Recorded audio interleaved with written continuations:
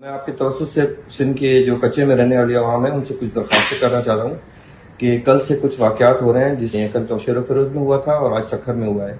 दोनों वाक़यात में अल्लाह का बड़ा करम है कि लोगों को कोई जानी नुकसान नहीं हुआ, सिर्फ जो उनका माल जो था उसमें, जिसमें कल वाले में कुछ फसलें थी और आज वाले में मोटरसाइकिल और दूध वगैरह था, तो उनका जो है नुकसान हुआ है। लेकिन मेरे आने का मकसद ये है कि आपके ज़रिए मैं बता सकूँ कि हुकूमत ने ज़िले लेवल पे भी, सूबाई लेवल पे भी, डिवीजनल लेवल पे भी, और इसके अलावा हेल्पलाइन नंबर भी आप लोगों को दिए हुए हैं।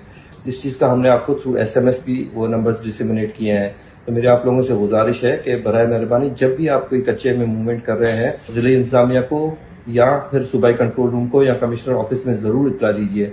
आपके आसानी के लिए मैं 2 नंबर और मजीद यहाँ पे रिपीट करूंगा, 1736 और 1122। इन नंबरों पे जो आसान है याद करना, इन पे भी आप रब्ता करके किसी किस्म की मदद की ज़रूरत है तो उसके लिए आप रब्ता कर सकते हैं।